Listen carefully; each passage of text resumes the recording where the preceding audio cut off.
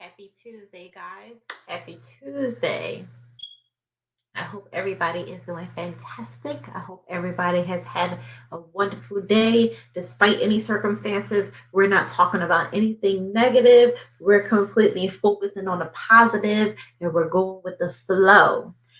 So, we're going to do, we're jumping into part day 3 of our financial planning.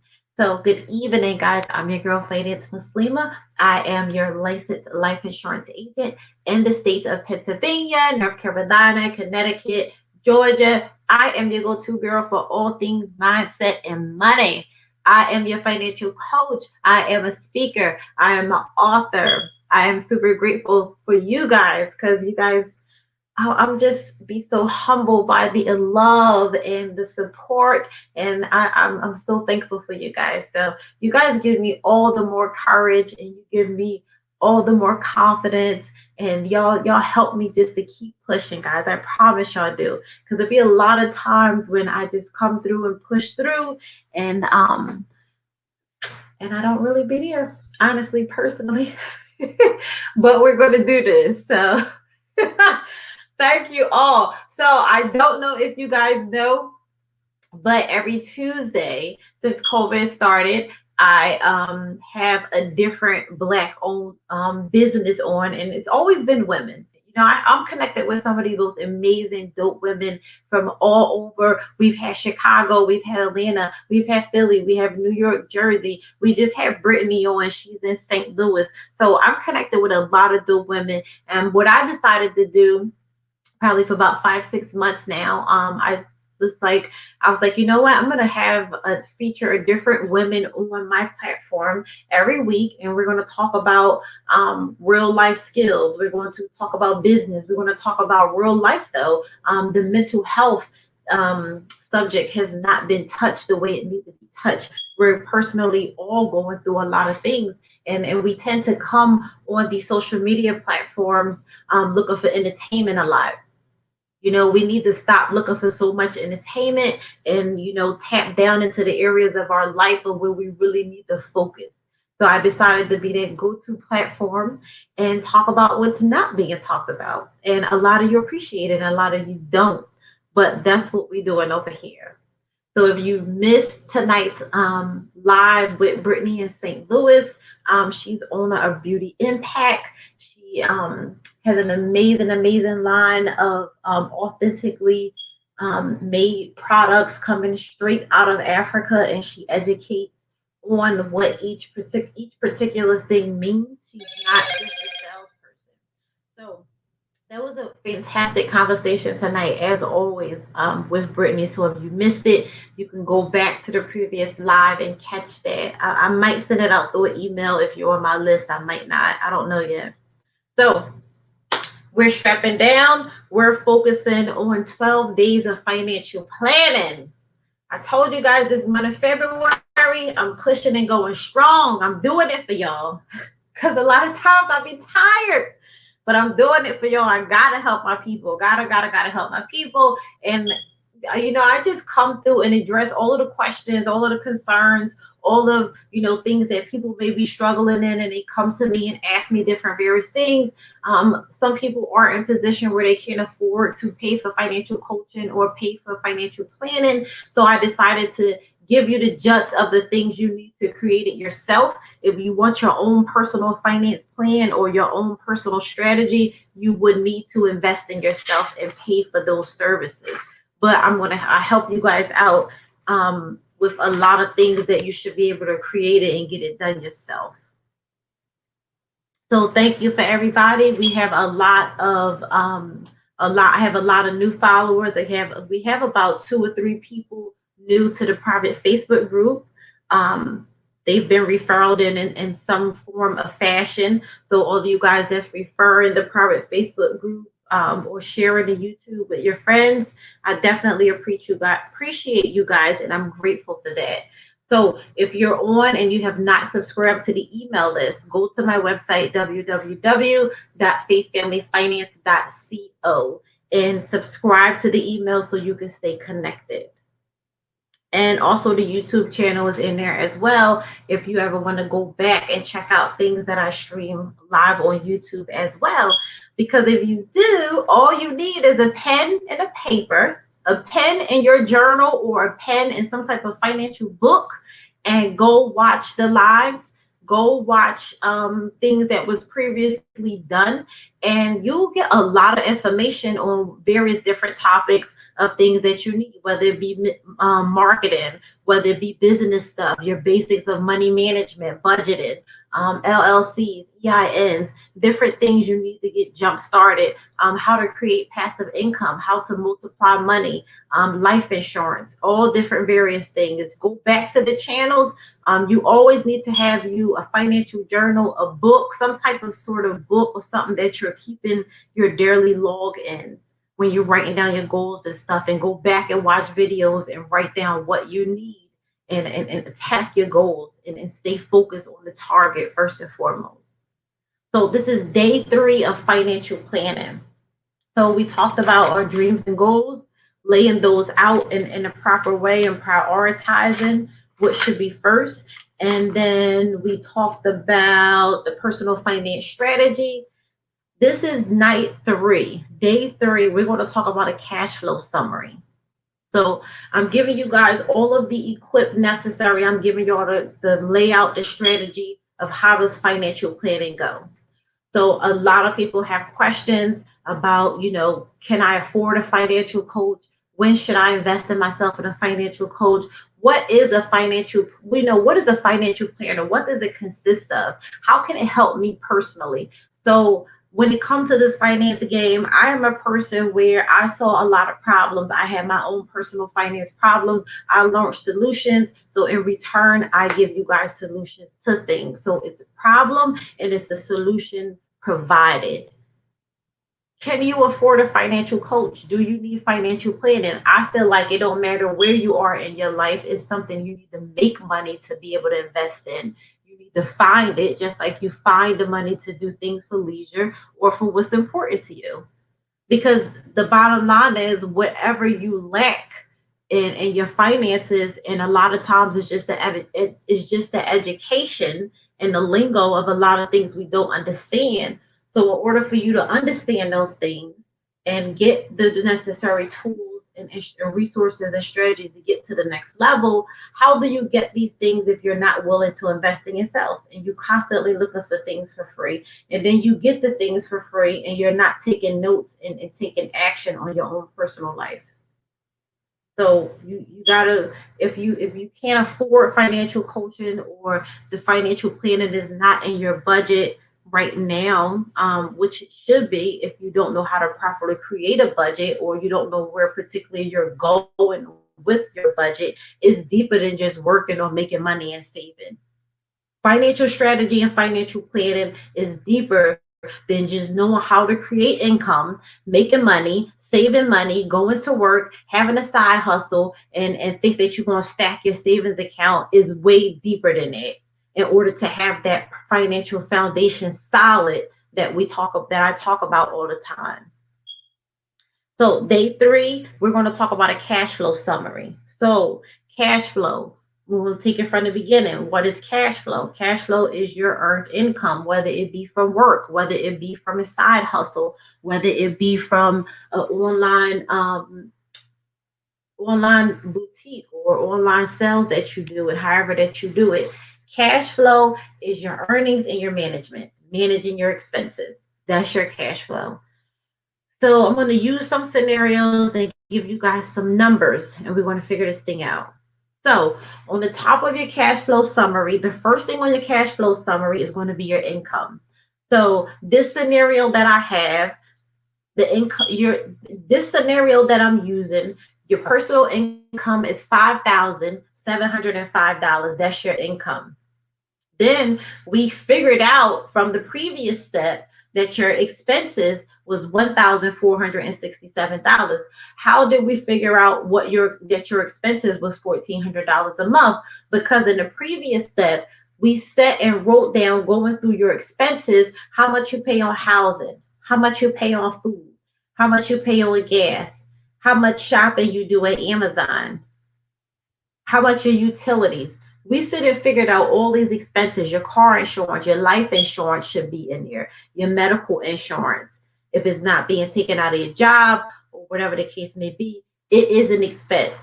So we figured out that your income is $5,700 a month. And then we figured out that your expenses equaled up to $1,400 a month. And then we found that the discretionary income was $4,238. Now, you guys might say, what is discretionary income? So, you guys that's online, walaikum assalam, hey cousin. So, some of you guys online might say, what is discretionary income? So, I'm going to ask you, what are your thoughts, or what do you think discretionary income is?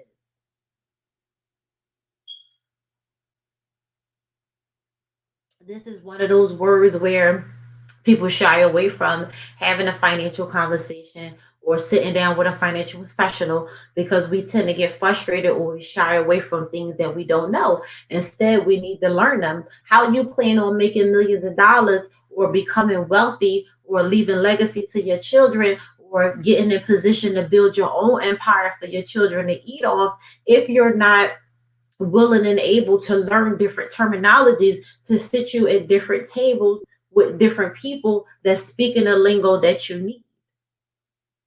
Discretionary income. So, discretionary income is what you have in between what you have left over. Is discretionary. So, if your income is $5,700 a month, your expenses is $1,400 a month. Your discretionary income is $4,238. Discretionary with discretionary being $4,200, that's a nice amount of money.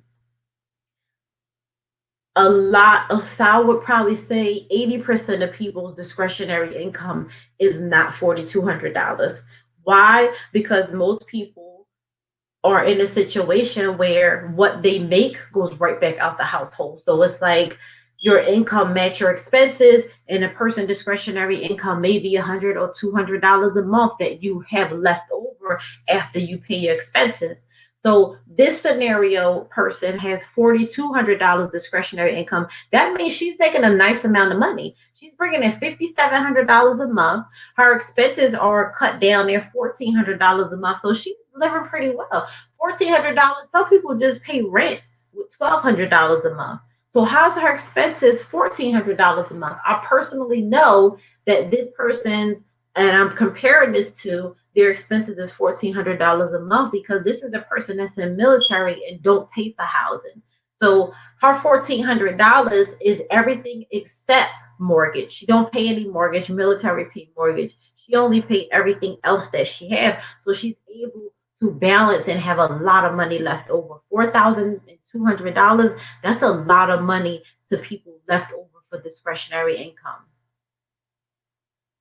Then I would elaborate and ask you, with your discretionary income, what are you doing with it? If you don't have $4,200 left over after paying your expenses, if you have $100 left over, some people may have $50 to $60 left over to last them to the next paycheck. Or they may have $50 to $60 left over, last them until they get another invoice paid from their business. This is real stuff. People really live like this. If you're in a position to have $4,200 left over every month, discretionary income, what are you doing with it?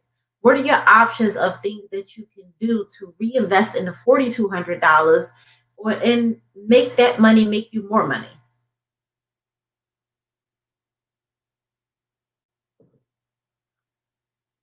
So I'm going to tell you a scenario again. We're going to always use scenarios and we're going to always use real numbers. So with the $4,200 left over as discretionary income, I'm going to use it for me on a personal level and tell you guys what you should do with it, right? So the $4,200 that's left over, I should not have to pay myself because I'm going to have already paid myself included in my expenses. Paying myself is going to be number one, top of the line before all of these bills get paid. Why? Because the bills are going to get paid. But what I'm not going to do is not pay myself, and then I don't get nothing out of working hard all of these hours. So me paying myself is going to already be in my expenses. what I would do with the $4,200, whatever it is you love to do, whatever it is you need to purchase to generate you more income and have more people paying you at the first of the month, so that you're not one of them people like, oh yeah, it's the first again. Logically, mentally, like, oh gosh, it's the first of the month already. That's cool to do, but when you like all worked up over it, like, oh my God, it's the first of the month, da, da, da, then that means that you need more people paying you on the first of the month.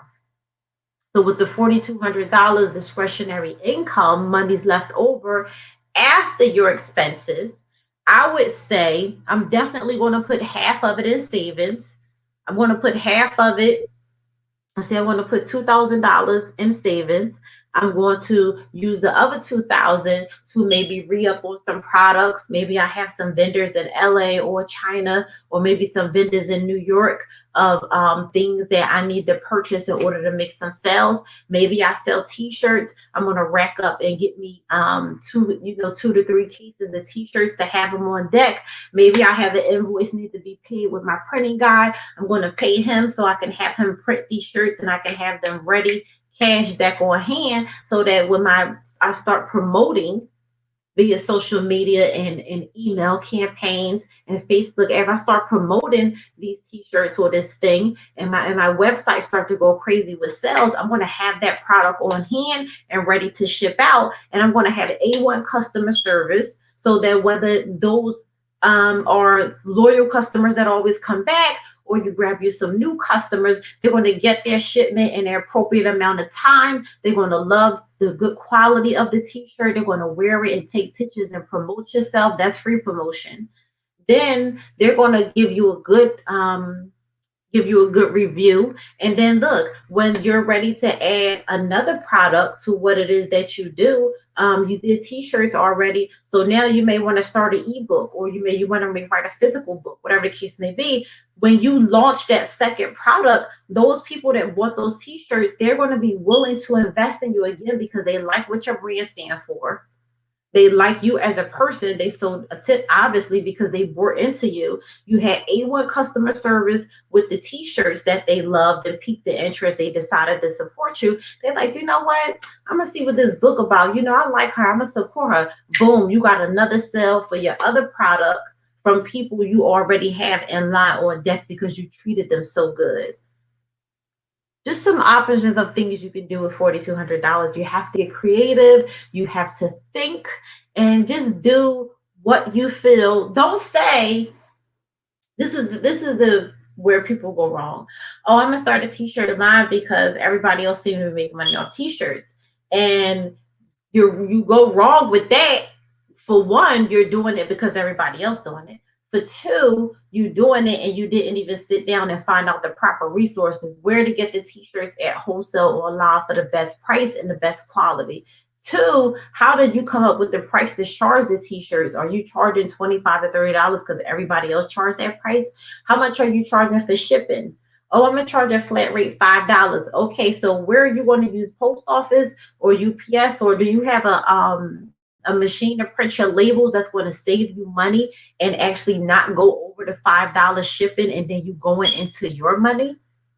Because then you hustling backwards because you taken away from what your customer paid you, and then it boils down to, am I really making money?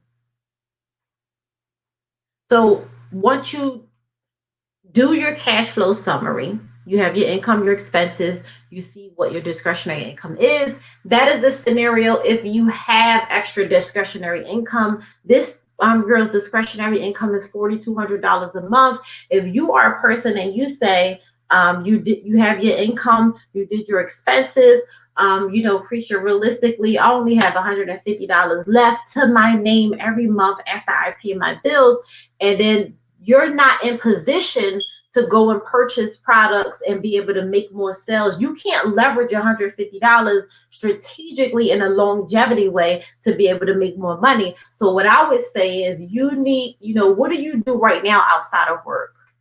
What is the one thing you do, spend your most time on outside of work? What is that thing? Then you might say, oh, I started an event planning business, it's not doing really well. Okay, so what you need to do is you need to get with a financial coach or a financial planner, such as myself, Or if it's not me, you need to find somebody to hire to sit down at the table with you and go back to the drawing board. You need a proper strategy because whatever it is that you're doing, you're not making no money.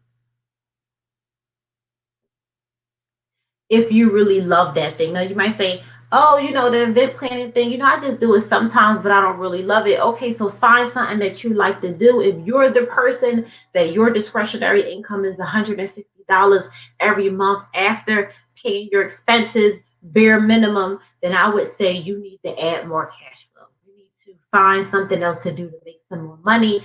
Because the bottom line is with that scenario, you need more money coming through the household.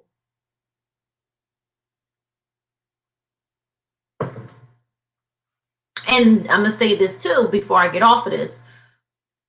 When we're in these situations, and I've personally been in this situation before, we not everybody, but I'm going to speak for me personally. Yes, I know the mental feeling, I know the stressful feeling, I know the drowning and broken feeling that it is like to live check to check.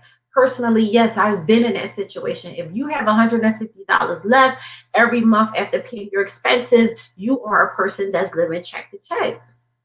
Sometimes that one thing that you're very passionate about, say that one thing is the event planning business. That's something you really love to do. You want to do it. Sis, I got to be realistic and tell you right now might not be the time for the event planning business. You need to get into something that's going to create some cash flow faster for you. And all of the time is not what we love to do. So you have to be so adamant about your goals. You got to be relentless. You have to stay positive. You got to be willing to step out on faith in some shape or fashion, because you need to. Sometimes it be that one thing we need to do to create us that income and that cash flow faster to the house versus this thing that we really passionate about, but we really ain't got a game plan. We ain't got a business system to it. We don't have all of these things yet. But what you can do that thing that you really don't love, say, but you know what? I'm a master this because it works and the income coming through is faster. I can really get the ball rolling with this faster. Do that one thing. Are you that strong enough and have that much willpower that you want to say you'll be willing to strap down and do that one thing and then leverage the income off of that one thing? Are you disciplined enough to not spend no money that you're making off of that one thing that you hate, but it really works? And then drive all of that and have those feet, that money going straight to your business account so you don't spend it, and then use that money to fuel into what it is you're really passionate in. And it might be the event planning business. You might want to start getting chairs, or buying party stuff, throwing chairs. You might want to start to get tables, purchase your own big stuff from China and get you some warehouse, because that's where everything come from. It's not far-fetched, but you need a lot of the times the capital. Now, if you have a running business and you have the money to invest in yourself and start getting your business credit rolling, you could leverage the business credit and go purchase those things versus using the money from that one thing that you really don't like. Maybe you say, I'll use that money for my marketing, or I'll use that money for, it's a lot of things to use to start up a business. So you have options to it. A lot of times we just don't know your options and what way to tackle them. So on the cash flow summary, at the end of it, the last part, so when it all boils down to it, you have your monthly expenses, estimated tax in there. Don't forget your insurance premiums, and then you have your savings. All of that's in your cash flow summary. Monthly expenses, I'm going to elaborate on that again. Your housing, your food, your insurance, your utilities, your household supplies. How much do you spend at Walmart? Or people are now going to Family Dollar for household expenses. People go to Costco. They're buying in bulk. That they have a big household and children and things like that. They tend to just go ahead and spend the money and buy more so that it can last them longer. These are monthly expenses. Your estimated taxes. Everybody has a tax break. We have tax bracket. We have to keep that in mind. Your insurance premiums. I talk about, and I told you guys it's tax season. If you need life insurance, hit your girl up and I'll give you a premium. This is the best time when you get your income tax. If you have life insurance already for you and your children, this is the time in December, January, annually, you're supposed to be going back over your life insurance. Sometimes we get it and we really don't know what we have. If you can afford for all of your children to have their own and it's really inexpensive at a young age, you need to lock your babies in with a really inexpensive premium and leverage and start building your children some wealth with their own policy instead of the 10, 15,000 that they had add on to you at your job, and you're going to lose that once you don't work for that company no more. And then you're starting over from scratch and everybody's older and then the premiums are more expensive. 40, 50 bucks a month, I think is a fair enough price for you to invest in your child, the way you make do to buy them toys and clothes and things for the physical look. We want the back end of the household to everybody to be on the same page and have assets and be really building wealth. And it doesn't cost us as much as we think it do. So with the insurance part of it, this is the time where you sit down and go figure out what it is you have. Where's that policy? Was it electronically? Did it get mailed to the house? Let me go sit down and see what I have. Oh, I grabbed this about 3 years ago. They gave me a really good price with 20,000. The cost of living is going up. If I transition to there tomorrow, these kids can't do nothing with 20,000. It's time to figure out what we have and figure out a way to level up. Leverage insurance as a wealth product because it is. And then the savings part. How much are you saving per month? I told you guys that the discretionary income, I said if it was a $4,200, $2,000 of it you need to be saving. People like, what? I want to treat myself, da da da da. I'm gonna just be real with y'all. Everybody not me and everybody don't think like me, but I'm gonna tell you, if you're a person that's lived check to check, if you're a person that's hit rock bottom, if you're a person that's currently struggling, you don't know where your next income is coming from, you don't know if you're about to get furloughed or not, your business is up and down, it's not a secure, steady income. You need to save $2,000. Now is the time to not want to treat yourself with petty stuff that's going to make you feel good when you put that one outfit on. It's going to make you feel good when you put that outfit on and go to brunch and you're around everybody showing off and you feel like you did your due diligence. And then when you come home, you back to the drawing board by yourself at night in your room and you're broke. I've done it, so I know. And I gotta be realistic with you guys. I don't want to hold punches with you guys because when it comes to your life, I want you to take it more serious. You gotta take your life serious. Nobody else is going to take your life serious. We need to talk realistically and speak the real deal and address the real issues and be grown and put our big girl pants on and tie our boots, hold our heads high. Whether the crown tilt or it twists, don't let it fall. So yes, don't feel like, oh, you need to treat yourself every month. I gotta treat myself every week and all this. Nobody's saying just flat out don't buy yourself nothing. But what I'm saying is sometimes we want to keep treating ourselves and we haven't even attacked nothing. Sometimes we want to treat ourselves and we ain't even hit one of the target goals on our whiteboard. Do you have a whiteboard hung up with you looking at your goals every day? These goals that you think is so far fetched and so long, are you looking at them? If you want a brand new $300,000 house, what does it take you to get the $300,000 house? Do you need to work on your credit? Okay, my credit is good. Now, what do I need to do? You want to go on a program? You want to go sit with a realtor? What is it you want to do? How much money you want to have saved by the time you save this house? Don't say, oh, I'm gonna work on saving 5,000, then I'm gonna go see a realtor. No, go see a realtor. Pique the interest. Get in that house. Start going to open houses.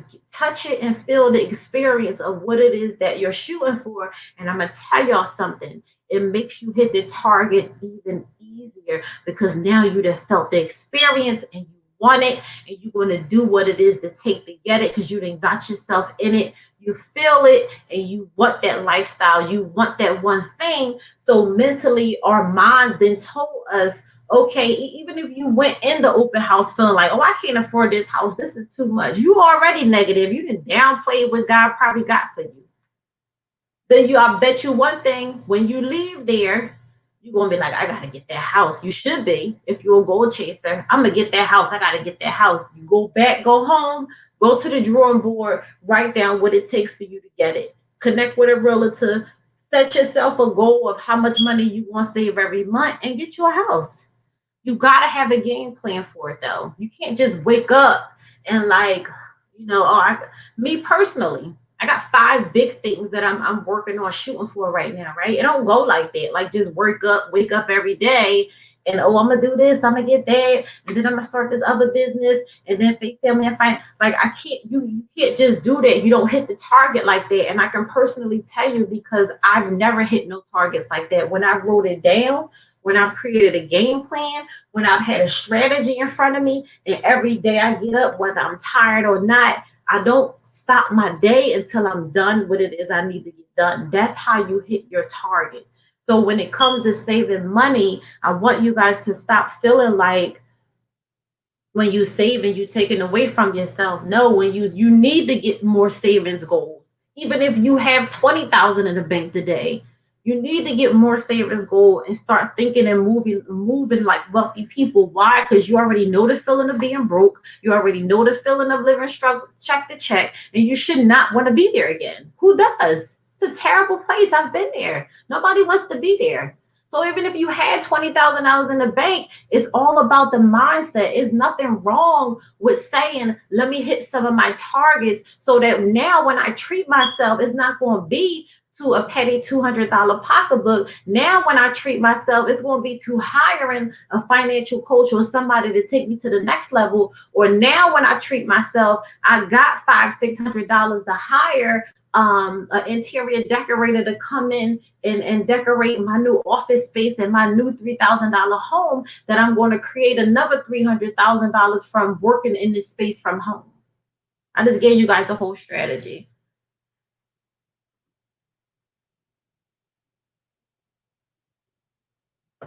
If this was good information for you, um, drop me some nuggets, drop me some hearts, share and tell a friend. This is good information for you. Write all of this stuff down. Like I said, we ordered 12-day financial planning. Every day I'm giving you guys what's next and how the planning strategy is laid out. Um, don't be afraid to share with other people with what it is currently you're working on in your life. If you feel you can't share with those people or had a conversation with them, then those are not the people you need to be around. And I'm just be flat out serious and tell you guys, um, I don't know. I'm gonna tell you a little story. I don't know if y'all was on the live when I was talking to Brittany and we were talking about, just various different things in life. And the one thing that I said, and I always share my personal and some of my personal and financial goals, I do share in the private Facebook group, or I come on live and we talk about it, and I do share some of them. But while before I'm closing out, I want to share this one with you guys. Sometimes I don't share enough of more personal things, but one of the things I told Brittany tonight, far as personal development, where I'm committed to working on with me. So Sunday when I do my goals, I'm consistently writing this one over and over, right? And this one is communication. Um, I'm working on getting better with communication with my family and friends. Um, some of them tend to distract me. Some of them tend to pull me in a direction where I don't want to be or I can't afford to be when I'm focused. I am a person that, um, for some people, when they hit rock bottom, they get out and then they tend to start to do the same things that got them there. I'm not that person. I'm afraid to do that again. And I'm so faithful and I'm so prayed up. I know that my Lord don't have that in for me because of I just know. But this is the thing. I'm so adamant and I'm so relentless on my dreams and goals and staying positive and staying in a space where I don't want to be around things that I used to be around because I waste time and I waste money. So what I tend to do is I tend to really shut down and black out on some of my family and friends that cause me distraction, and I don't want to be bothered with them. So I blank them out to a level where it's not good. And I need to get better with communication with them in that aspect. If not totally connected in, or like, but to some form, I need to do better. And I'm openly admitting that I know that that is a shortcoming of mine. And I just need to figure out, we love our family and friends. How can I stay connected with them people, still have communication, but don't necessarily get wrapped up into the point of their shenanigans where now they're distracting me and I can't focus on my target. And some of you may say, um, you might think that it's money that I'm chasing, but it's not the money. I'm really adamant on the impact, and I'm really adamant on taking my life to the next level. And a lot of times, and it may be family and friends, that next level is not for everybody. But I'm trying to find out the balance of the way to stay connected, but also keep them in that special space, and then also stay focused on what I'm doing. So that's a huge thing for me because we don't, I don't want to just block them out or be like, you get on my nerves, you get on my nerves today. But we love them, right? But it's like you're too much of a distraction for me. Like I'm focused on what I'm doing. Like I don't have the time. So I just wanted to be transparent and be open with you guys about that tonight and share one of my personal shortcomings and what I'm working on. So along with um the freedom and the impact and this empire that I'm building for my 16-year-old, right? I have to set stipulations on my life and it don't matter who it is. And I've got to this point because I just accomplished so much on my own and I know how to get things done that I feel like I just gotta stay away, but I gotta figure out a balance and way for it that it works. Sis says she's going through it as well with the energy. So yeah, we go through that. It's definitely real. So I'm glad that I shared that tonight because she shared and said she's going through it as well. So one thing that I could say, I talked to my therapist about it, and we work on different scenarios and situations, and I'm also praying on it to differ my heart and soften my heart in a way to I can open up a little bit and know how to set boundaries per se. So in my advice to you, I'm not the expert in it, but I can share with you what I'm trying to do. And it's just learning how to set boundaries, but don't completely block them out, but don't let them distract me either, but still stay connected, if that makes sense. I know it's a hard thing. I'm working on it too. That's all I have for you guys. I wanted to be open and transparent and share one of my personal development goals because I always talk about self care Sundays and how we set goals, and people always think it's just finance goals. It's finance goals, but I say I'm all thing mindset and money. So Sundays, when I talk about self care and you set your goals for the week on Sundays, they first are personal development goals, and then they're your financial goals. So I hope sharing that little piece was able to help somebody. And as always, I hope this information was very hopeful for you guys. Refer a friend if you have it and you need a financial journal to write down your goals and your expenses and your income. You need that go-to place to get your whole life together. The 12-month financial planner, you will see very awesome. The reviews back on it has been amazing. It's sold out on pre-orders. We restock back at it now. You can go to the website. It's $24.99. It's www.faithfamilyfinance.co. And we have a slew of other things in there as well. Some freebies of things that you might need, leveraging some different finance information for your home. So we've completed day 3 of the financial planning. I will see you guys on the other side. I hope you have an amazing, amazing, productive night. Your girl is shot. Have a good one, guys.